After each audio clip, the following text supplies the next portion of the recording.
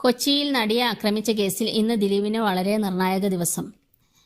അദ്ദേഹത്തിന്റെ ഹർജിയെക്കുറിച്ചും അദ്ദേഹത്തിന്റെ ജാമ്യാപേക്ഷയെക്കുറിച്ചും അതുപോലെ തന്നെ ജാമ്യം റദ്ദാക്കിയാൽ ഉടൻ അറസ്റ്റ് ഉണ്ടാകുമോ എന്ന കാര്യങ്ങളെക്കുറിച്ചുമാണ് ഇന്ന് കേസിൽ കൂടുതൽ ചർച്ച ചെയ്യുന്നത്.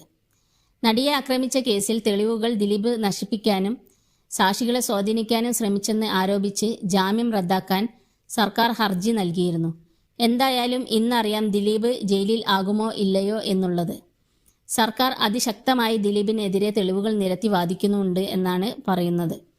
കേസിൽ ആദ്യമുണ്ടായിരുന്ന പല സാക്ഷികളും ഇപ്പോഴില്ല എന്നും സാക്ഷികൾ കൂറുമാറിയെന്നും കേസിൽ ആദ്യമുണ്ടായിരുന്ന പല സാക്ഷികളും കൂറുമാറാനുള്ള കാരണം ദിലീപാണെന്നുമുള്ളതാണ് വാദം. അതിനെല്ലാം പുറമെ ദിലീപ് കേസിൽ 8ാം പ്രതിയാണെന്നുള്ള പ്രോസിക്യൂഷൻ വാദം ശക്തമായി തന്നെ നിലനിൽക്കുന്നുമുണ്ട്. കേസിൽ ദിലീപിന് ജാമ്യം നൽകിയാൽ തെളിവ് നശിപ്പിക്കരുതെന്നും സാക്ഷികളെ സ്വാധീനിക്കാൻ ശ്രമിക്കരുതെന്നും ഹൈക്കോടതി വ്യവസ്ഥ വെച്ചിരുന്നു.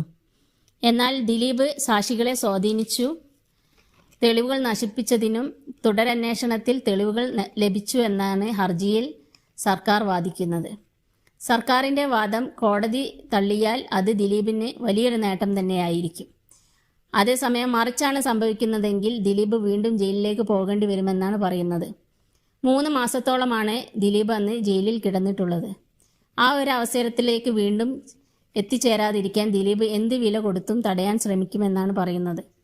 യുവനടിയെ ആക്രമിച്ച് അശ്ലീല ചിത്രങ്ങൾ പകർത്തിയ കേസിൽ തന്റെ ജാമ്യം റദ്ദാക്കണമെന്ന ഹർജിയിൽ സർക്കാർ ഉന്നയിക്കുന്ന ആരോപണങ്ങൾ അടിസ്ഥാനരഹിതവും മുൻപ് കോടതി പലതവണ തള്ളിയതുമാണെന്നാണ് നടൻ ദിലീപ് തന്നെ നൽകിയ സത്യവാങ്മൂലത്തിൽ കഴിഞ്ഞ ദിവസം പറഞ്ഞിരിക്കുന്നത്.